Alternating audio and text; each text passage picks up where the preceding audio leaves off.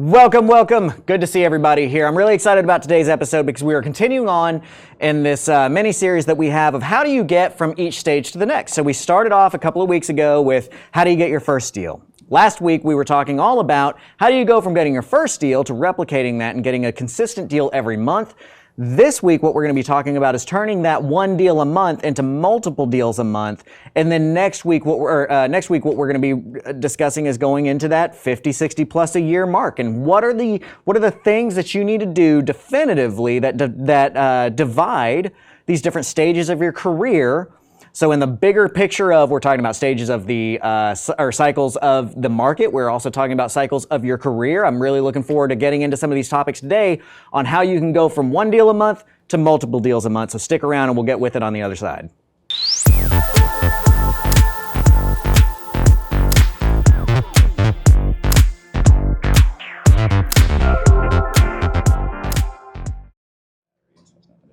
Hey! And we're back for another episode of Grant Teach Me Something. You watch Parks and Rec? Well, yeah, not in a long time though. I like the scene where he takes a whiskey. He's like, hey. That's what I feel like I just did. All right, so anyway, welcome to Grant Teach Me Something, where we are back to an old format. What's up, Rai? What up, man? It's good to see you, man. Just banging away.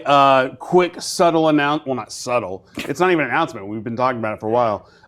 We do have 3 events scheduled for January. So we've got Propelio wholesaling 2-day with something we've never done, like a 2-day intensive where Daniel and a couple of friends, Quest Trust here in Dallas has hooked us up with their classroom.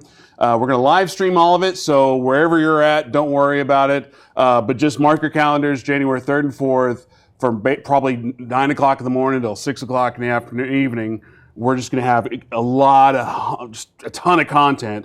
If you want to come in person, sign up. If you just want to watch online, watch online. If you want reminders, sign up. We'll send an email. And then in DFW, January 14th, we've got our event. And then we're going back to Houston on the 21st and going to be introducing that quarterly there. And then we're trying to get all these other locations, Phoenix, Baltimore, Chicago, Atlanta, and then whatever else you want to drop in the comments. We're coming for you in 2020. That's awesome. Yeah, these live events are going to be really good for you because it's a good opportunity. We harp a lot about, so last week one of the things that we were talking about was the community aspect of it. Actually, I take that back 2 episodes ago. That was such a big part of getting your first deal. I don't know of anybody in this business who... Trey, no audio. No audio. Well, somebody says awesome lineup of events. So there's no audio on YouTube, but Facebook is going. What? Because YouTube is saying no audio and there's a delay. Facebook says awesome lineup of events, so they are hearing us. Well, YouTube so. I have audio. Oh, it's not matching the lips. Come on, Trey. I'm just kidding. It's not Trey's fault. That really is old school. Just blame everything on Trey. Right, yeah, for sure. I love you, Trey. So how do we want to go? Do we want to... Just keep going. Okay. So we were talking about and I'm sorry, YouTube guys, you may want to pop over. I don't know, whichever. Just keep clicking back and forth, Trey. Okay. So hopefully we'll try and fix that out. But anyway, I don't know of a single person in this industry who can tell you the story about how they got their first deal without bringing in some aspect of community, something about how somebody else allowed them to get to that first level. Everyone that I know has that. So that is a huge part of what you've got going on in real estate. It's making sure that you're around the right people. So these events are a really good opportunity to get from behind the screen, which we can build great community on the screen. We can build great community between, and we already have. Like, I feel like I know a lot of the guys that watch this, guys and girls that are watching these live videos, because we do have that community built through that in the Propelio group. But it is good to go in person and get these meetings to build that relationship, because you never know. You may get a business partner. You may get some business out of it. I've never not gotten business out of one of these meetings that I've gone to. Yeah, I always like to say real estate is a team sport. And you may be competitors on a deal over here, but over there you're your partners, and maybe over here you're referring each other. Right. So that's why, going back to the community aspect, why it's so important. And so we talk about a lot, one of the phrases that I've stolen from somebody else is that us calling each other competitors in this business is like 2 fleas on the back of a St. Bernard arguing over how whose dog it is, right? There's just so much business to go around, right? So collaborate. So to get into, don't competitate. So to get into, you know what? Before we do this, because we've got Rai on, I'm gonna need that Grant Teach Me Something song going. Grant, teach me something. All right. Yeah. Okay. All right, so getting from one deal a month to multiple deals a month. What we're doing here is we're kind of breaking apart, segmenting out your career, understanding that there's going to be different things that need to happen in different stages of your career, just like there's different strategies that you need to use in different cycles of or stages of a cycle in the market, right? Like as the market is dropping, as we are about to see, sub 2 becomes a great aspect or a great opportunity for making money, right? You start buying your I like Daniel's 7-year flip kind of coining there as you start buying these properties on the downturn and at the bottom that eventually, ultimately, you may hypothecate, you may flip, you may do whatever, but you build your inventory here and capitalize here and keep whatever you want to keep. So that downturn has a different strategy than it does on the uptick. Similarly, as you're looking to get different things done, you need to focus on different parts of your business. And so one of the things that I've been having to step in on a lot, and I was actually having a conversation with my business partner yesterday about this, of kind of how the education space has to be, and basically boiling down to, like, I understand that my viewership goes down if I don't give you what you want a lot of times. But I also understand that I have a responsibility as an educator to give you what you need to get up there. And that is very often not the same thing. Because people will ask questions and feel like they need all of this stuff that somebody who buys a lot of houses, I'm like, stop, you don't need to know that. Like as an example, my acquisitions guy, John, is awesome. He's an amazing sales guy. And he did his first few sub 2 deals in our operation and couldn't tell me what a deed of trust was.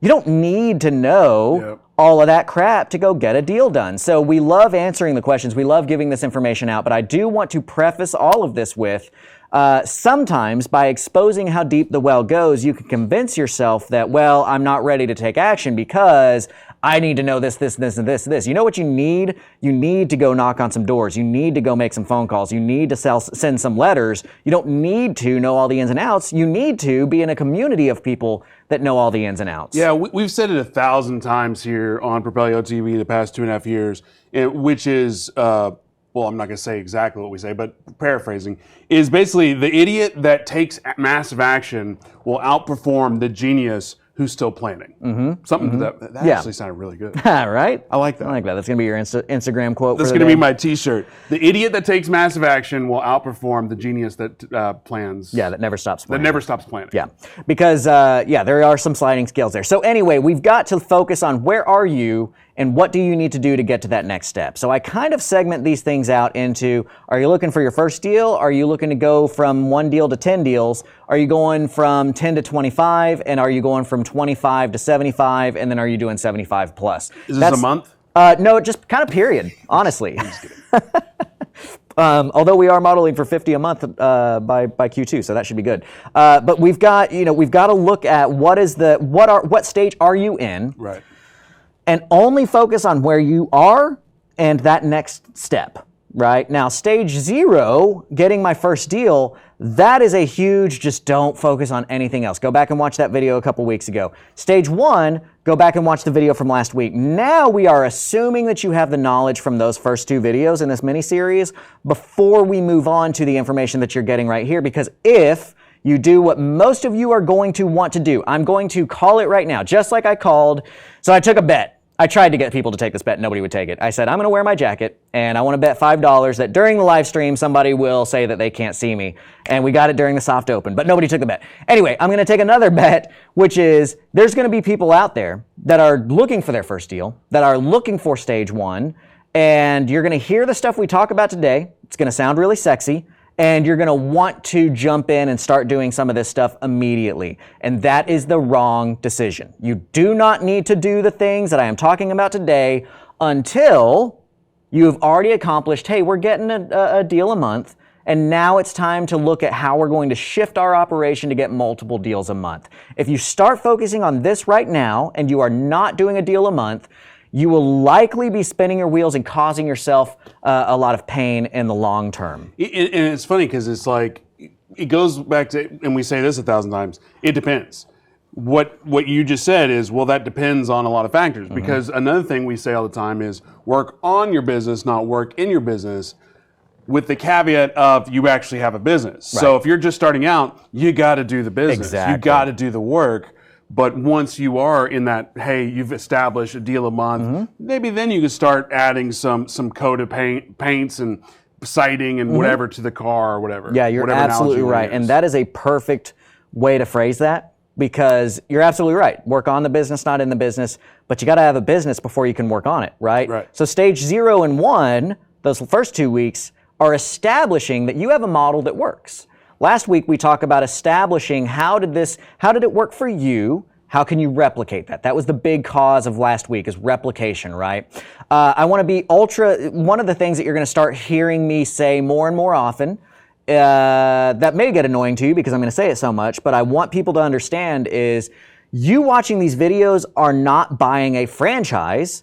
You watching these videos are watching entrepreneurs teach you how to build a business, and part of business ownership is making business decisions for what is your niche, what is the thing that you are going to be able to do that is different than anybody else, that allows you to make money in a space better, more efficiently, more in tune to what you are able to do, and it takes those first 2 steps to find what is your niche, what is your business. So actually, that is our first step of this week's lesson.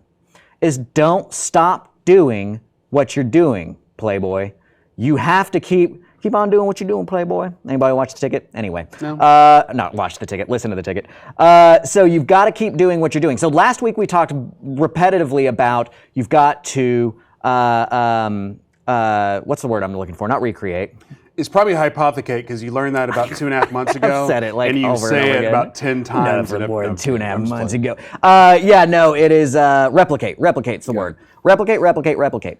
The problem that so often happens is that we get somewhat of this hubris behind us, where we start getting really good at one thing, and that leads us to believe that, well, of course we'll be good at doing all these other things that I've heard at work. And for some reason, and I use this analogy a lot because it's so prevalent in this business and just in general, that people will see, so in America, and particularly, this is a very male-heavy industry, which, we try to work to encourage that kind of equilibrium to shift over, but it's a very male-heavy industry, and it's a very American, obviously we're in America.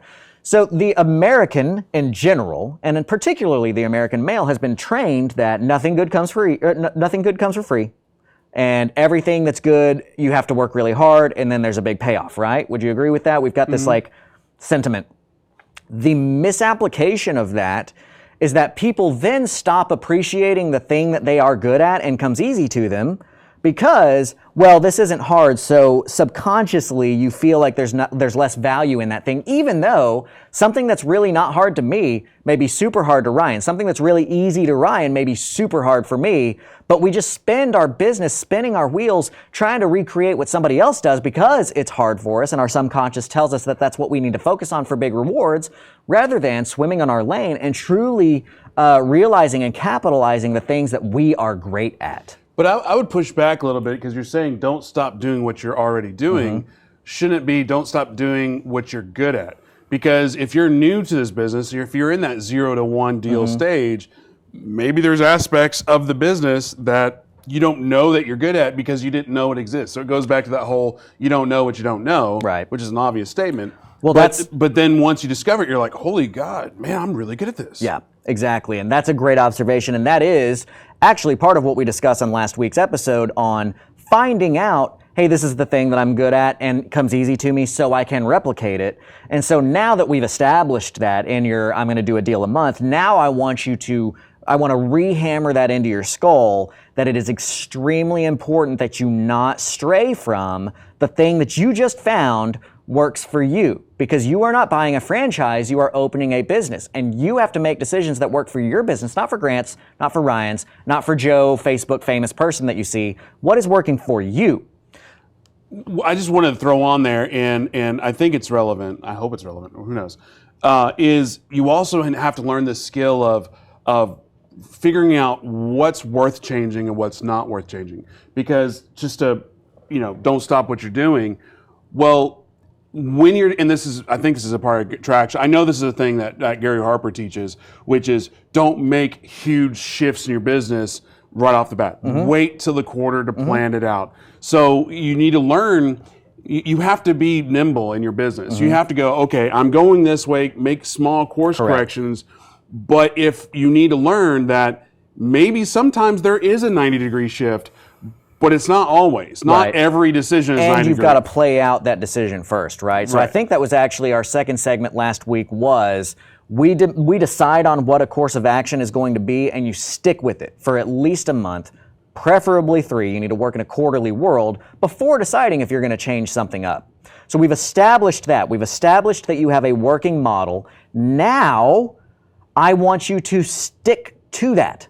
Because what people will do is they'll say, well, I'm consistently getting a deal a month, so now I should move from wholesaling to rentals, right?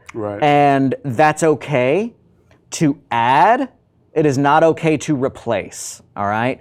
So when I say don't stop doing what you're doing, again, part 1, we talked about getting that first deal, and I see a question, should I go watch a deal a month first? Then if you're already here, keep watching, right? There's gonna be great information. You may as well take advantage of the live interaction. We're gonna take questions, drop your questions in. We love that live interaction. But if you are watching on the replay, yeah, go watch the other 2 first and then come back and do this one.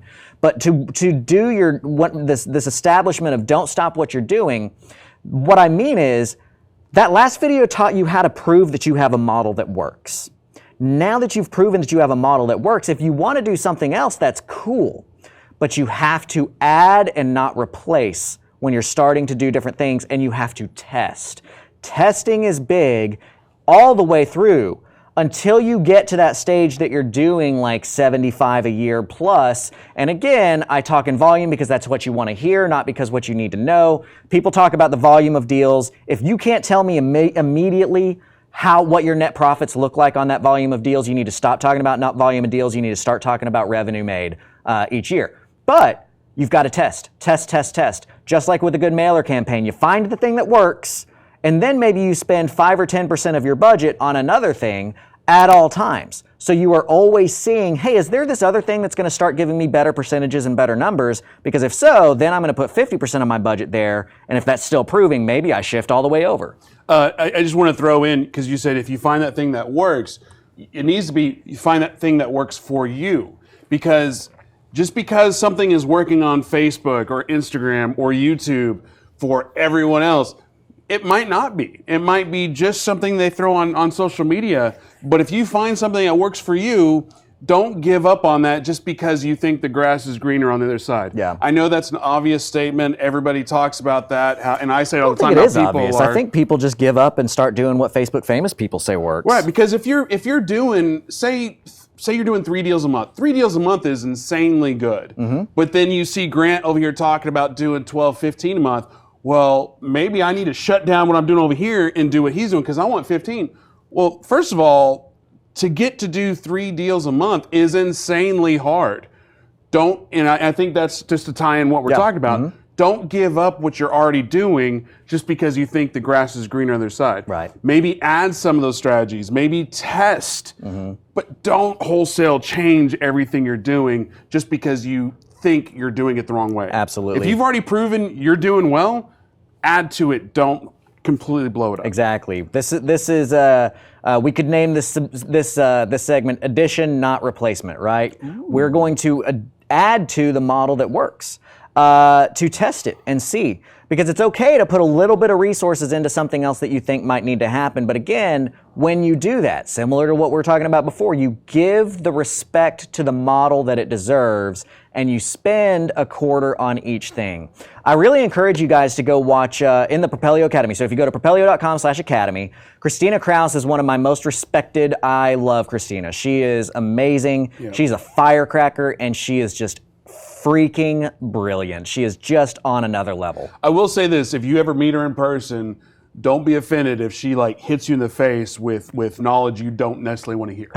Right? Like she has no problem telling you how it is versus what you want to think it is. And is exactly because I need people like that in my life, right? I need those people who That's my theory. You know how like every like what do they call them? The bands that are made up of all famous people from other bands. You know what I'm talking about? Oh, the mega. What do they call? What do they call? Something like mega band or something like that. Somebody drop that in the comments. Those bands always suck.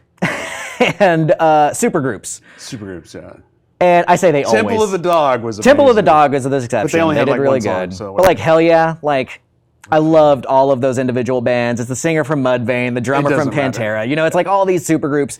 But what happens is, my theory behind the supergroup sucking is that the supergroup comes together and now they've already established as all being amazing, and so nobody else in the band is willing to say, hey, that riff actually sucks. Let's do better than that. And everybody's like, well, this is Slash, so obviously this riff is good. Let's just make a song based off of it. Right. And then it just goes downhill. You need people that are willing to hit you in the face with knowledge and tell you that you suck at stuff.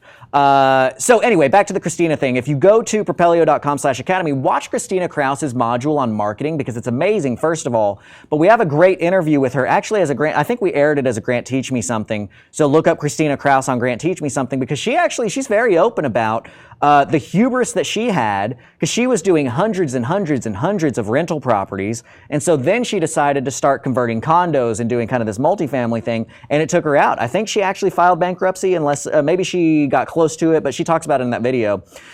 And she very much attributes it to, hey, I made a 90-degree switch. My hubris said I was so good at this model that of course I'll be good at that model. And so here's a takeaway. Here's like if you're going to put, this will be my Instagram quote.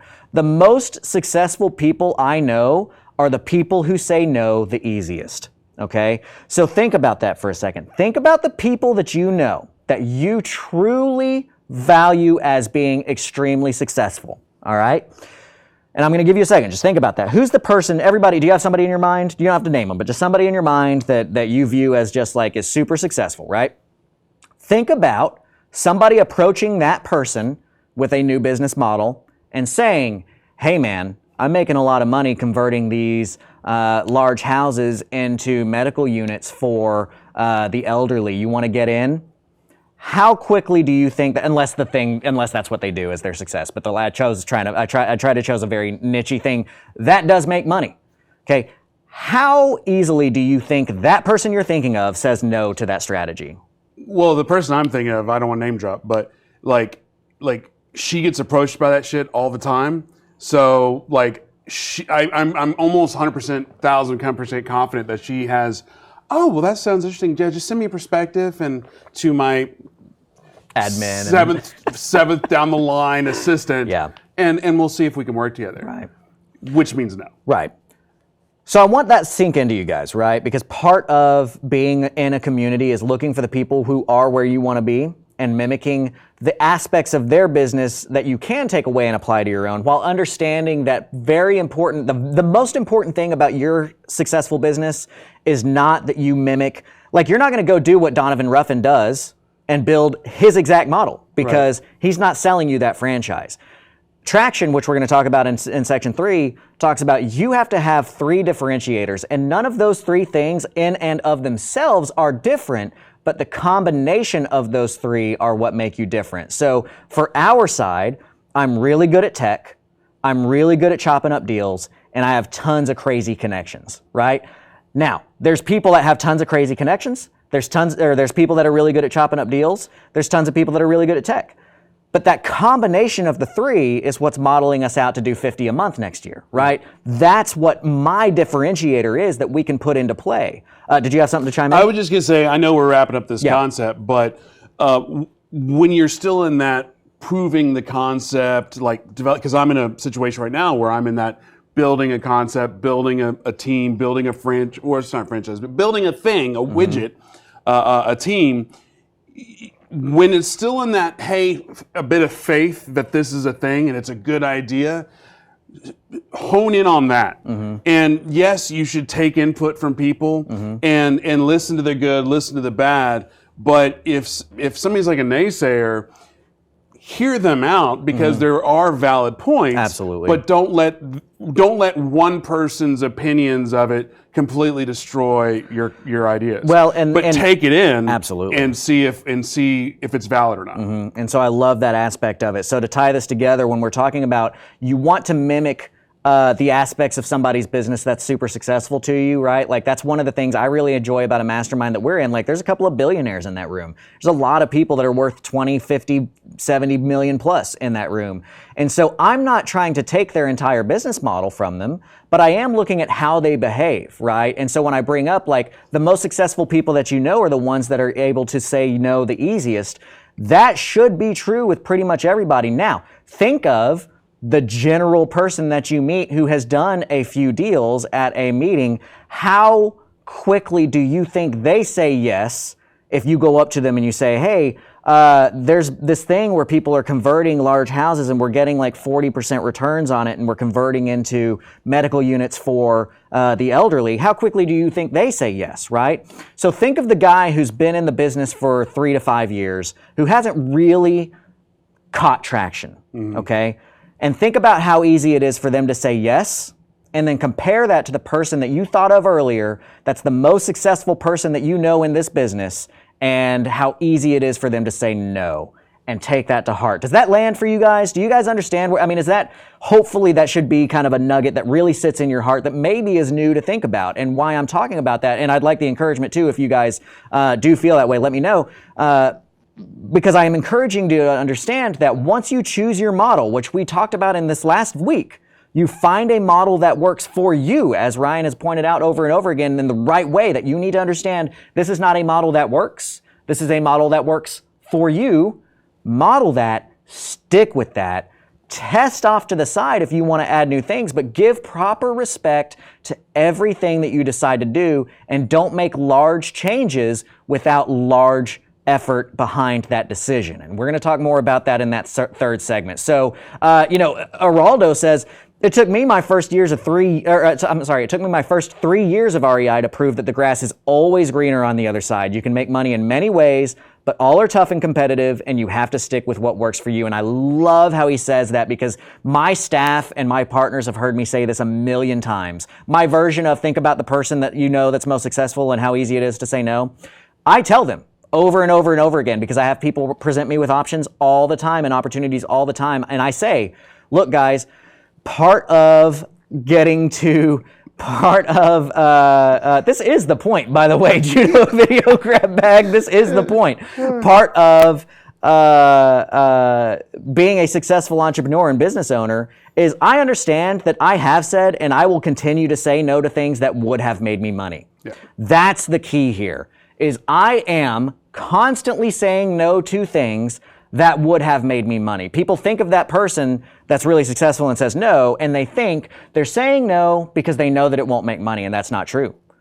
They're saying no because it does not fit their model, and the resources that it would take to explore that would take away from the model that you've proven from last week and will kill you in the long run. The point is, stay in your lane. Stay in your lane. The grass will always be greener on the other side. What is going to happen is, and we've talked about this on our episodes previous, if you keep switching models and you get rid of the thing that you found that works for you last week, and you start saying, well, now that I've established a lot of money from wholesaling, I'm going to switch over and do sub-2 or rentals or whatever. Start over. You have to start over, and you're going to find that it's going to take you 9 months to figure out that that strategy is just as hard as the other strategy that you just proved. And now you're left with the decision of, well, do I keep going with this new strategy that we've been working on, or do I go back to the other thing that was working for me? So then you waste the next 3 months trying to figure out which one you're going to choose. And then you got to because if you're out of something that you're really good at and you take a 3-month break, guess what? You ain't going to be at the same pace you were 3 months ago. You've lost all your momentum. Correct. All right, guys. So again, this first segment is all about don't replace, only add. Once you've found a model that models for you and your business, continue to replicate that. Do not replace that. Test with new models and see the numbers on your KPIs. And if that is starting to work, then you can slowly but surely start shifting more of your resources to that model. But it should never be an off-on. It should always be a crossfade. When we come back from the break on the next side, we're going to talk about systems. Now is when we start talking about systemizing and making sure that you're going to be able to replicate without you being the one that has to do everything. We are going to break, but during the break, what I'd like to see, because we did talk about community, drop in the comments, what are you good at? Like, if you said technology, interactions, and cuteness. But what are you good at? I want to see that in the comments. Drop them in the comments. What are you good at? Absolutely. So drop that in. What do you think your free differentiators are? Because you may find that your strengths complement somebody else's weaknesses. You may find a business partner on this. So stick around. We'll see you on the other side. This is Steve. Steve is a successful real estate investor.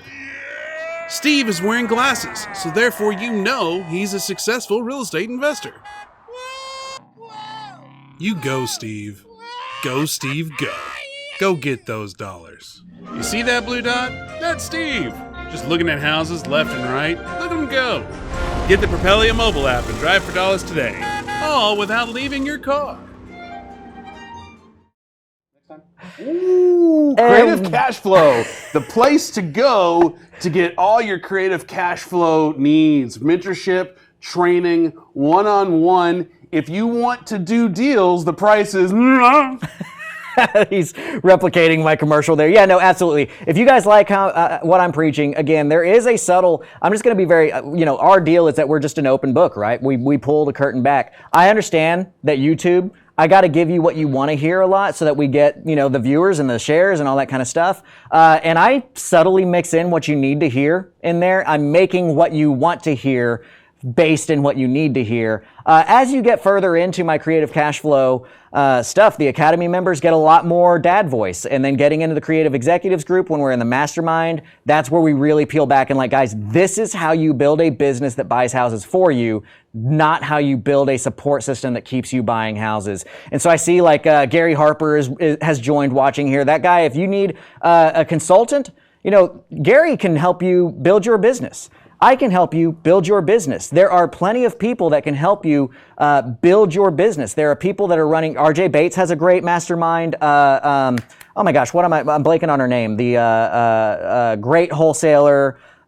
She was on the panel at the last Propelio video. Why am I blanking? You talking about Jamie? Jamie Woolley. I just had her and RJ worked to the next level flipping. Yeah, they have a great way to help you out. So look for ways that you can get around people who are doing what you want to do and replicate that. So Gary, I'm so glad. Oh, and he says getting ready to teach that to a new client about staying in your lane and doing what you need to do. So that's awesome. All right. So here's the next step here. When you are going from one deal a month to multiple deals a month, first, don't stop doing the thing that got you one deal a month and only add on more to it. Don't stop I think the YouTube will make us poor for doing that. Don't stop singing that. Everybody wants systems. Everybody thinks systems are so sexy. And it's, oh my gosh, well, systems.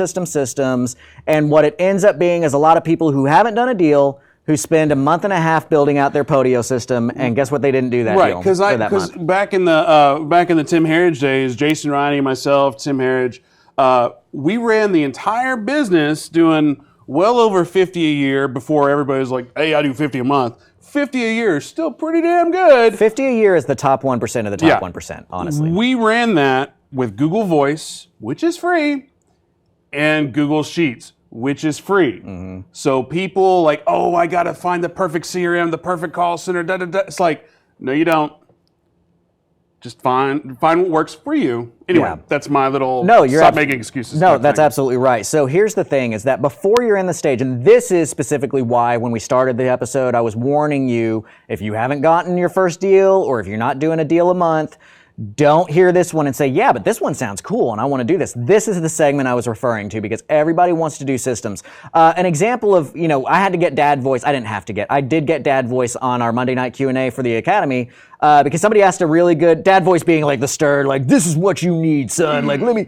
I'm stealing that because when Ronnie was up here, somebody was like, man, it's like Daddy Walker is up here telling us what's needed, because he has a very authoritative... You need to send $1 to Venmo to Ryan S. Harper. Does it work? I don't know. I don't know. We'll see. I hope so. It's worked once before. So I got $1. So when we are in this stage, so the thing that I was talking about then, which was a phenomenal question, right? The question was what's the difference between APR and interest rate, and when do I need to know that? And that was a very good question. But kind of the bigger picture is we started talking about Dodd-Frank and what's a higher priced mortgage, what's a high cost mortgage, but what I was telling them is Don't get so wrapped in needing to know all these things, because if I just expose to you how deep the well goes, then you just spend so much time learning that well. Just go do it the way that we're teaching you to do it, because the way I'm teaching you to do these things takes care of all of that stuff that I know that you don't need to know necessarily. I do want to throw in a timeout on that, and that is every real estate investor, including Grant, including Daniel, including Gary, and all these people we just named, or you just named, you always have to be a student of the game. Yes, absolutely. Like, thank you. Yes, you could take it goes back to us saying take massive action, but you have to stay a student. I've said this a million times. If you think you know everything, about this business, find the closest mirror and slap yourself. Yeah. Always be a student. So I do want to throw that in. I'm so glad there. you said that. Yeah, absolutely. Because again, I personally spend $50,000 a year on masterminds. Ronnie has spent, was it 10 or 50?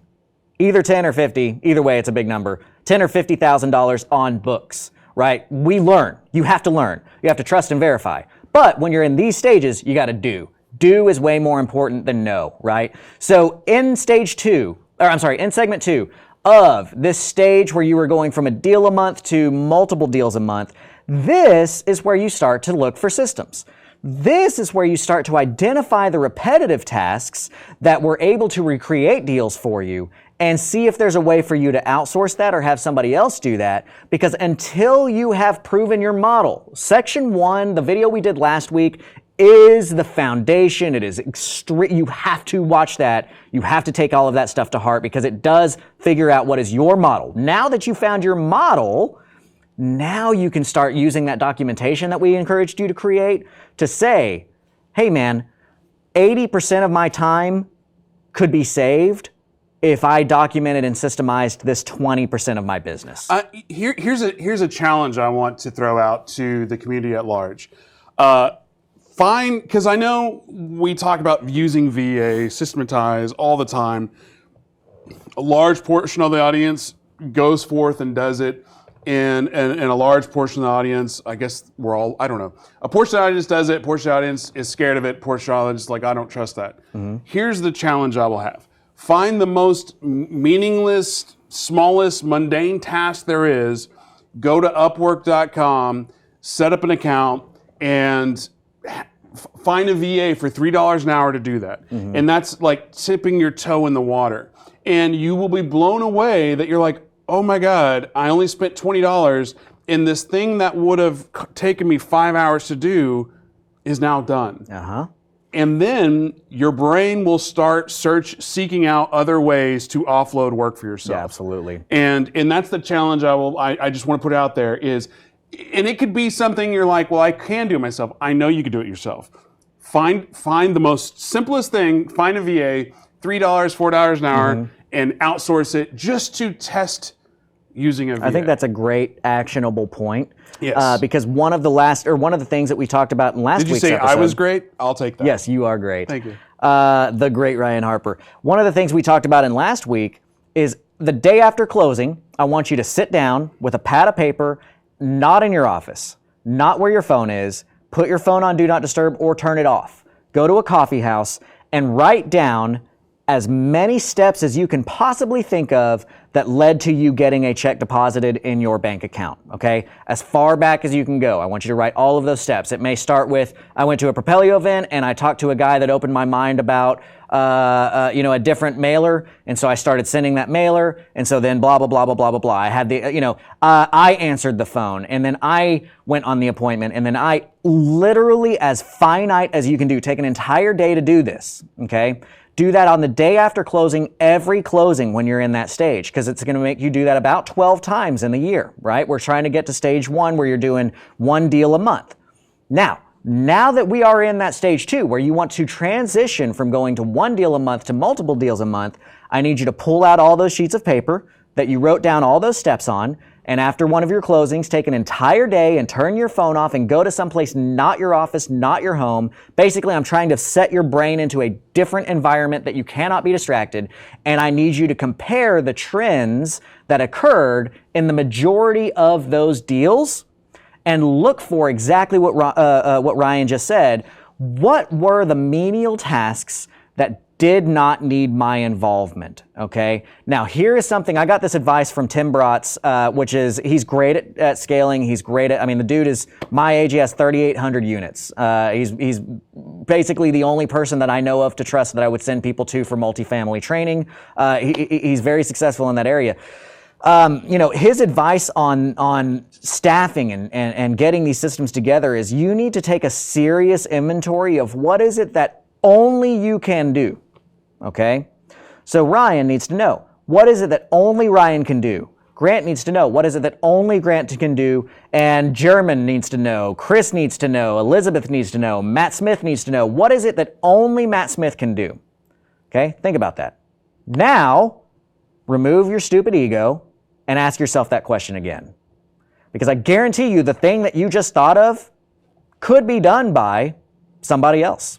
They might get paid a lot, right? But it could be done by somebody else. You might say, well, I needed to be the one that went on the appointment. No, you didn't. That appointment needed to be gone on, right? So in last week's episode, I asked you to shift your mind frame from, in order to get this deal done, I've got to drive and knock doors, to, in order to get this deal done, we had to drive and get doors knocked.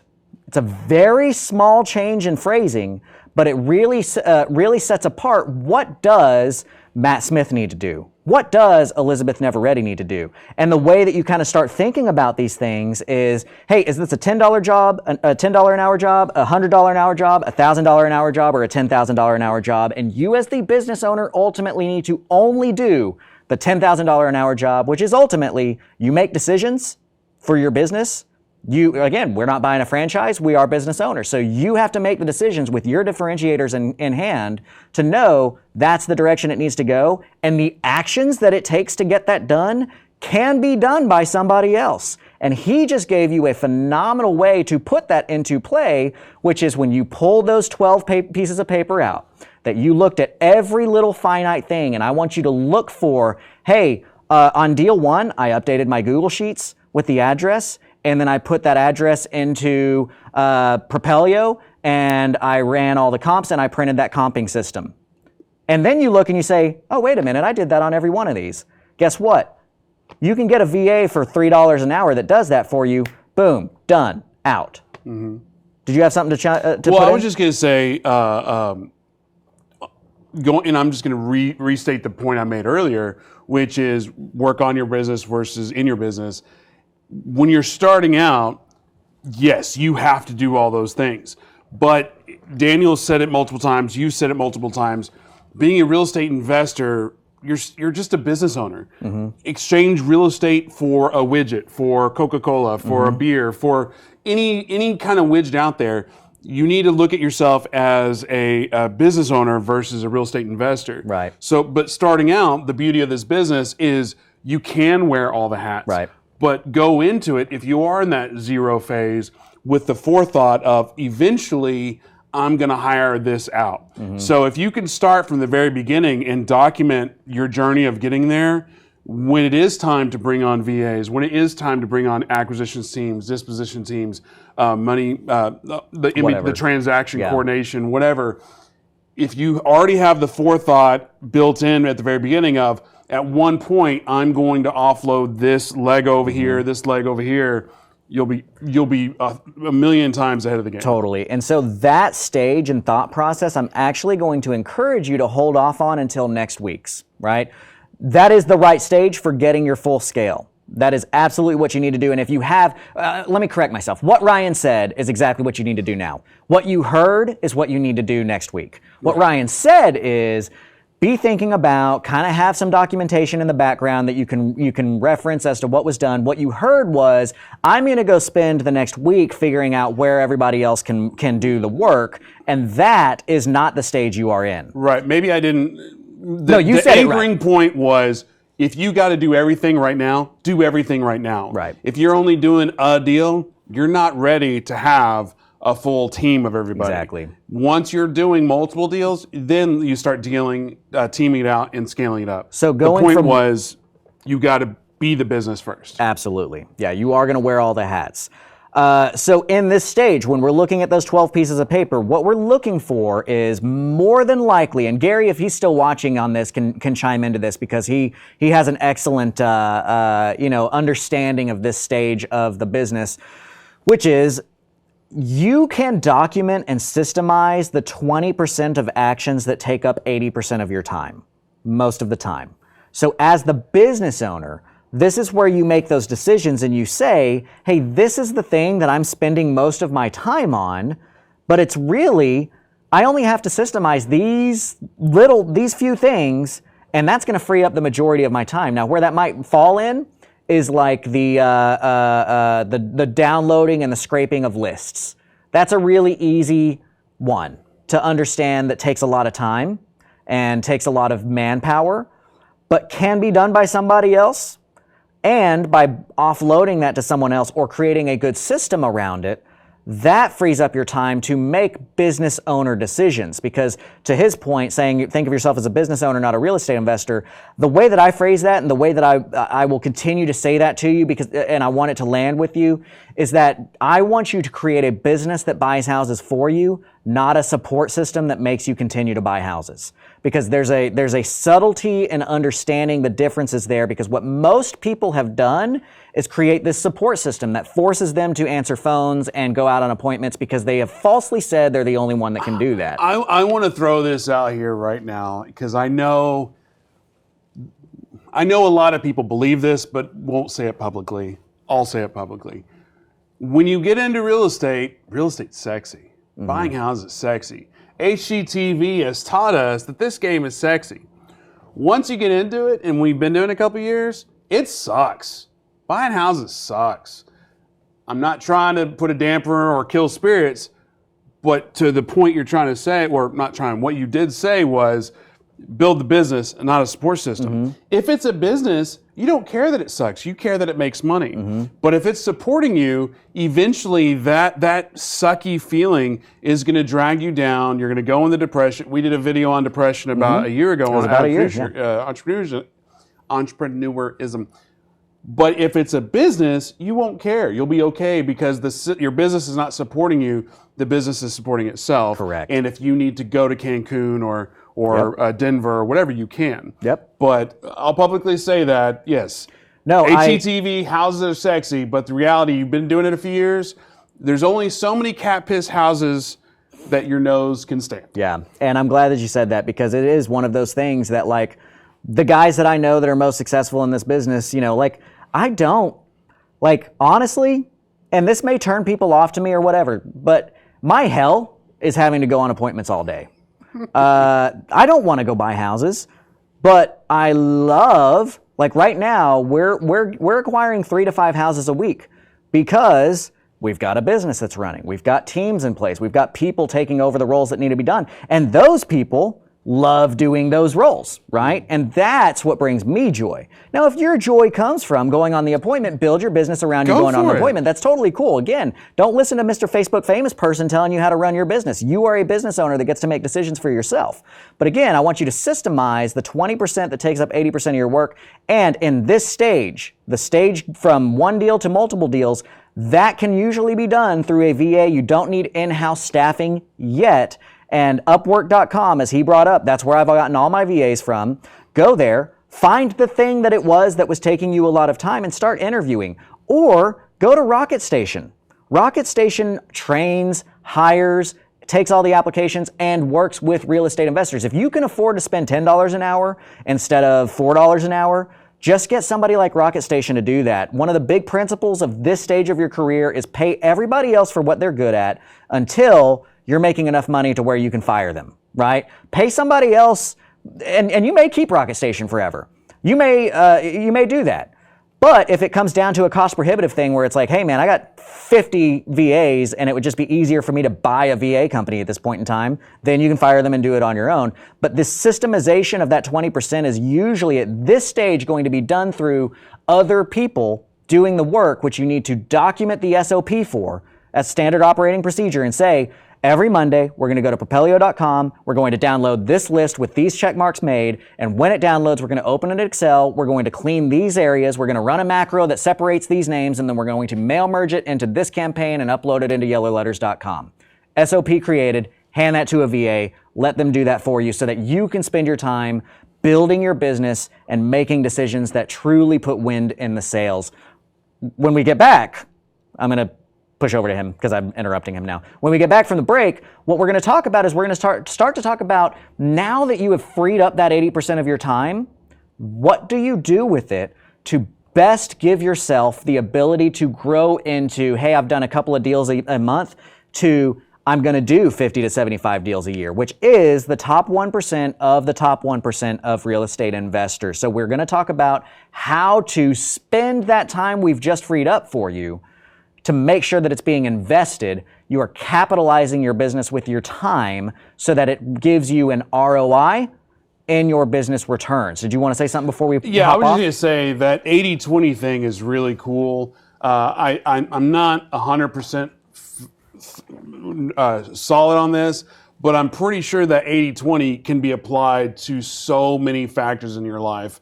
Like just Google it, 80-20 rule, and somebody drop a link. But because I don't want to spend time on it. But Sure. it's not just this. It's just a weird statistical thing that's cool. But anyway, that's all I was going to say. Awesome. All right, guys, so rushed. stick around, because now that we've freed your time up, now that we've hammered into your skull to Freed up not change 80% what of you're your doing, time. we've got to figure out what you're going to do with that time, because complacency is the start of all failure. So we've got to make sure that we are starting you on the right path now that you have time to work on your business, because you're in that stage to where these decisions really matter to get that wheel turning without you. Stick around. Propelio.com. What does Propelio offer? Lead generating websites, access to true MLS comps, off-market lead lists, and deal alerts. Get them all today at Propelio.com. You want to buy more houses? Here's Dar and his wife after only 2 weeks of being my mentor student. And here's Brady after paying attention to all our online videos and attending all the live Q&As. You want to buy more houses? 3 steps. Sign up at creativecashflow.com/memberships, watch all the videos, attend the live Q&As, and then send me a photo with you and your sweet, sweet new contracts. creativecashflow.com, helping you buy more houses for one low price of only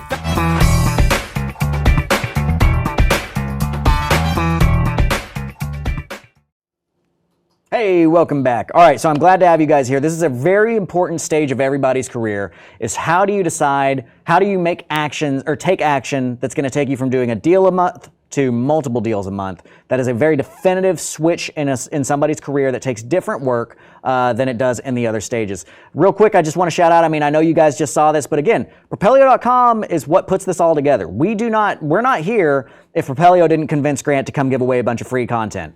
This is a partnership between creativecashflow.com and Propelio.com, where we've come together because we have a similar drive of, we want to make sure that everybody in the general public has the information that they need and the tools that they need to become successful. And Propelio.com is the software resource that you need to have all these things in play. We talk about systemizing, in that you heard me talk about like, hey, we're downloading the list from here, we're running our comps from here. Propelio.com gives you what you need to get that stuff moving and to get that ball rolling. CreativeCashflow.com, again, I focus on the education aspect of it. My job as an educator is to remove as many obstacles between you and success as humanly possible, and I think we do a pretty darn good job of that. We've had a lot of questions popping in that are kind of random questions that don't really have to do with today's topic, and I want to say, we love questions. That is what it's all about. We do want to get those done, but this isn't the spot for that. The spot for those random questions is my Monday night Q&A that all of the Creative Cashflow members get to join in on. So anybody that's a member of Creative Cashflow,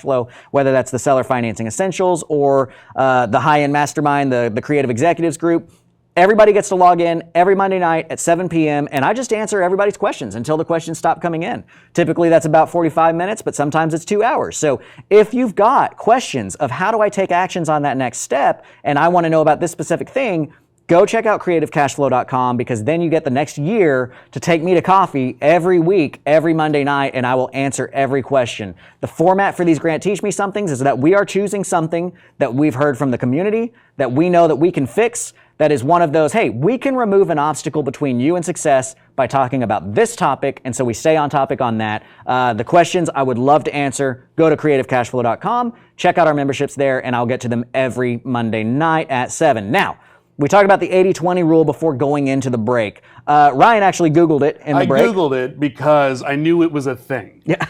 It's the Pareto Principle. It's also called the law of the vital few. It basically states that for many events, roughly 80% of the effects come from 20% of the causes.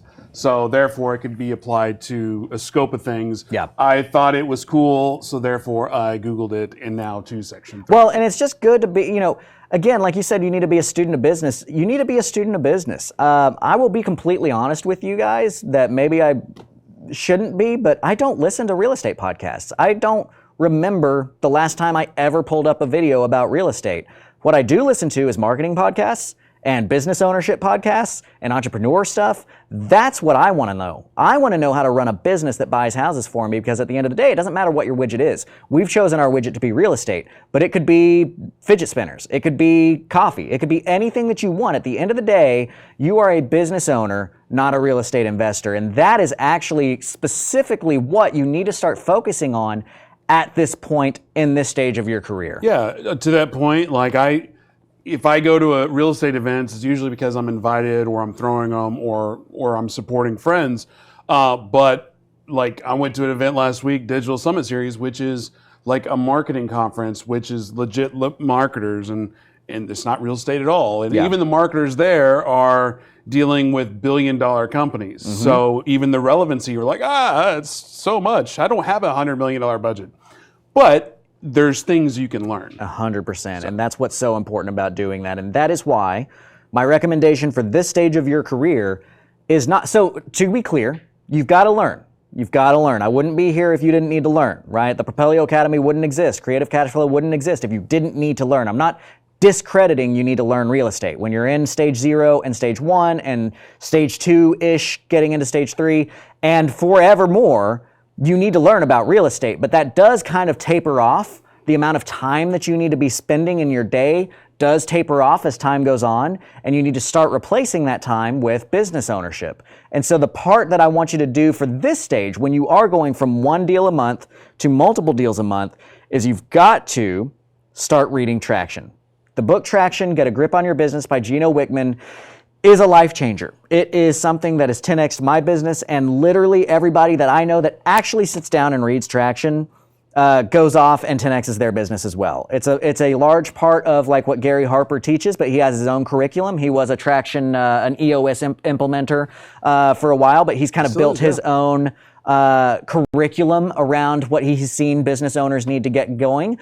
But this is a very how-to. I'm big on when I read books or when I research, I don't want the, hey, when I was doing this successfully back in 1990, whatever, this is what I did. I don't want, hey, when I was doing this successfully back in 2017, this is what I did. I want scientific facts and how-tos of what works on a how-to basis.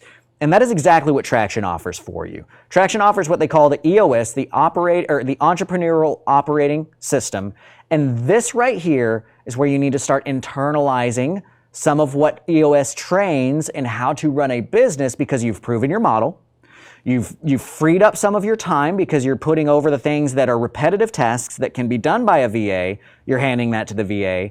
Now that you have that time freed up, you are going to use that time to read Traction.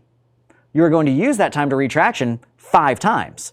And then you're going to read the follow-up to that book, which is called Rocket Fuel. And you need to know, are you a visionary or are you an integrator? And this is where you can really start to figure out what your lane truly is and learn how to swim in that lane.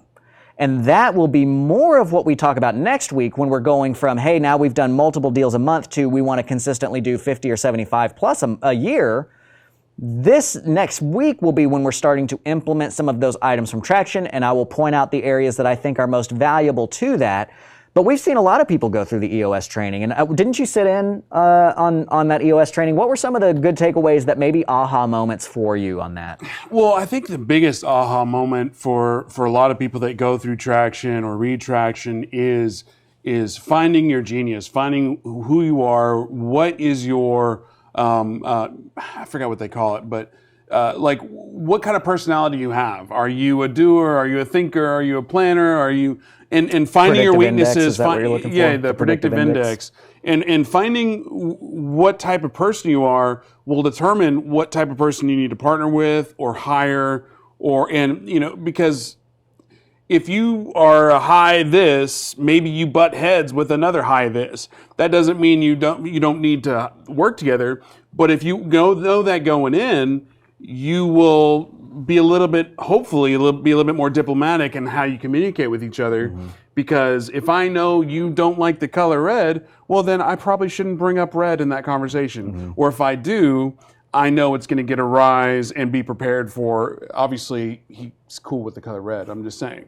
But that's to me, that was a huge takeaway. No, absolutely. And I think that really is typically the biggest takeaway for most people coming into reading Traction is understanding the principle that I was talking about it right at the beginning of, hey, we're so trained to think that the thing that's hard is the thing that we need to do.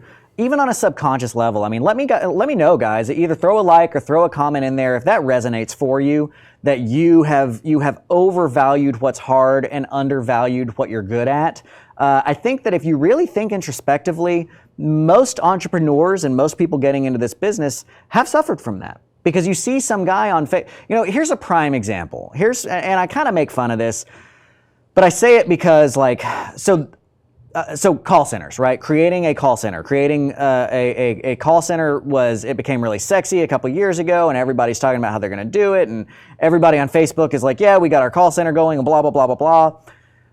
But the reality of it is, like, the people that said that they were doing that, maybe 5% of them were actually successful at it, and of that 5%, maybe like 20% of those people actually maintain doing that today.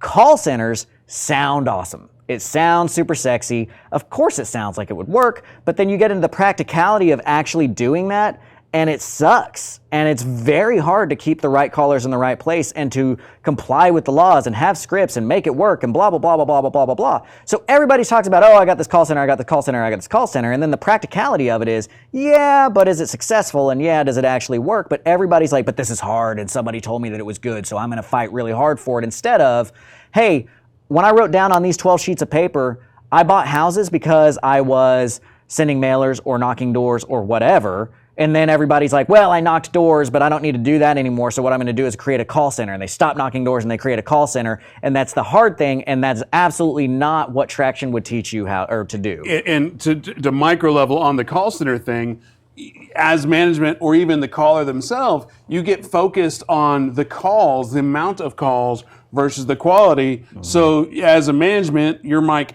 I need 300 calls a day. I need 200 calls a day.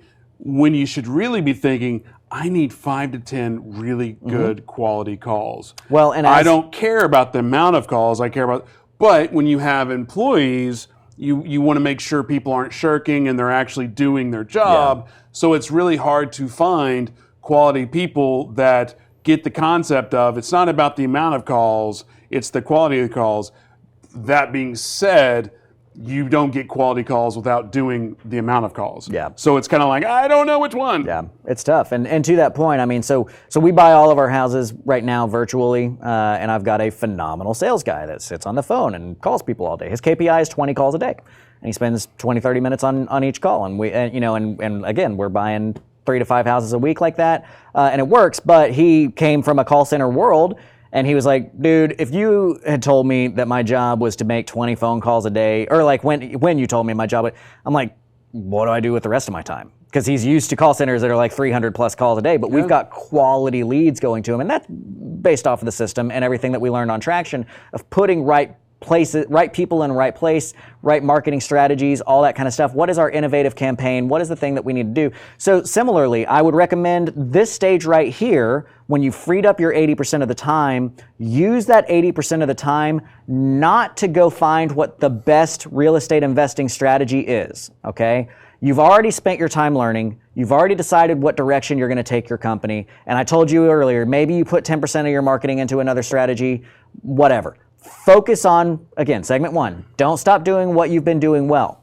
Now is the time to learn how to run a business like a business. So you need to read traction. You need to read rocket fuel. You need to read multipliers. You need to put these things into play. You should take your predictive index test. You should understand who you're going to work best with and who you're not going to work best with. You should have an understanding of what a accountability chart looks like, those kinds of things. And that is going to be the foundation that you use when you're ready to flip that switch over into the next stage of stage 3, which is now we need to move to doing 50 to 75 plus a year. And now we're going to employ all of the business acumen that I have acquired, all of the understandings of, hey, I systemized this 20% of stuff, all the understandings of, hey, we're really successful with this model. Now you get to make big decisions on your annual meeting of, okay, we found that this model works really well for us, but for this reason, and this reason that I have thought about for the last quarter, I now want to shift this small thing and test it out, and we're going to do it on a little bit larger of a scale because you have the capability and the experience to do that. The reason I didn't want you to systemize before this stage, you didn't have the experience. If you systemized based on your first deal, you don't have the experience to understand what parts of that deal truly were the factor that made you get that deal. Once you've got a sample size of 10, 11, 12 deals that you've done, and you can see some patterns between them, now you know, and now you've got a sample size to replicate that and keep that going, and to build upon that, and to put more money into this investing into your innovative campaigns and that kind of stuff. So now is when you shift away from spending so much time in the business and shift into spending time on the business. Because then in your next stage, we need to get you even further removed from in the business. And I'm going to talk to you about that next week of how you just can sit on top. Because like right now, calls are being made. We're contracting deals. We got deals getting sold. I'm here teaching you guys on a freaking YouTube stream, right? We need to get you removed from the operational side so that you can direct the company rather than being so tied down and so handcuffed by this support system that you've made that forces you to buy houses. You have any input on any of that? I think you're amazing. Oh, right. That's my input. Grant's amazing, y'all. So we do want you guys to put in here. I did see some people putting in their superpowers, putting in what are your differentiators. I'd also like you to put in, like, what are some things you're beating your head up against the wall on, right? Maybe we can help each other out. If you haven't joined the Propelio Facebook group, go in there, look for the Propelio Facebook group. Guys, I'm going to be, again, very frank here. Facebook and YouTube both have algorithms that decide whether or not they're going to show this video to other people. And part of that algorithm is, are people commenting on this? Are people liking this? And are people sharing this? Especially like through Messenger, sharing that kind of stuff. So if this has been very impactful for you, please drop some likes on there. Please put some comments in there, not just hi, but leave me something that you liked about this. Again, another thing that I should have brought up at the beginning, I'm going to start bringing this up more and more. If there's been something particularly impactful for you in these videos, I would really appreciate, as you start to watch these things, because we got a lot of regulars, drop the time code of what was impactful for you. Like if something really sticks out, say, wow, 1222 really hit home for me, because again, my job as an educator is to remove as many obstacles between you and success as possible. And if I can start to see the things that you guys really want to hear and see the pattern, just like I'm asking you to look for a pattern in your first 12 closing, I am looking for patterns of what is it that makes my viewership go up? What is it that gets people commenting? What is it that's really sticking out to them? Because then we'll shift what we're talking about into stuff that you really want to hear and you really want to see, right? So let me know about that, because it's all about you. And if you really want to support Propelio and Propelio TV, all things we do, and you really want to go super ninja, go to the YouTube channel, find a random playlist, click play all, and then walk away and just let it play. I mean, it'd be better if you watched it and paid attention, but watch time on YouTube is everything. And we've actually got some of the highest numbers we've ever had, but I wouldn't mind going higher. Yeah, absolutely. So thank you guys for being a part of this. We just can't tell you how awesome it is to build this community and run into people whose lives we're changing and making a difference. So again, on that note, if there's something else that has made an impact on your life, or that we've been able to make or you've gotten closings because of, please let us know about that, because we're just talking to 3 cameras and watching our face on a TV here. So and on that is we do have opportunities to be in person. January 3rd and 4th, doing a 2-day intensive. It's free. It's limited to about 150 seats, so if you register, make sure you come. But it will also be live streamed out. Thank you to Quest Trust for letting us use their Dallas classroom. In January, also the 14th, We've got our DFW event. That one will probably have 500 to 800, but unless you don't register, then none. And then Ryan has egg on his face. The 21st will be in Houston at the Queensberry Theater, and hopefully we'll have a good turnout there. So on the 14th, it's going to be all about Airbnb investing, and on the 21st, it's going to be more like the old school where we have a couple of small presentations and a feature here. Fantastic. So that's what we got going as far as being in person, doing the community thing. Fantastic. Well, that's good, guys. Well, I look forward to seeing you guys there. It's an awesome opportunity. Again, don't forget to join the group. Get involved. Get more worried about how you're helping the person across the table or on the other side of this computer screen than you are about yourself. And then you've got hundreds of people that are more involved with what they're going to do to help you. And it's self-serving while also being selfless. We love having you guys here. Same time next week, same time, same place. Look forward to seeing you. Have a good rest of your day.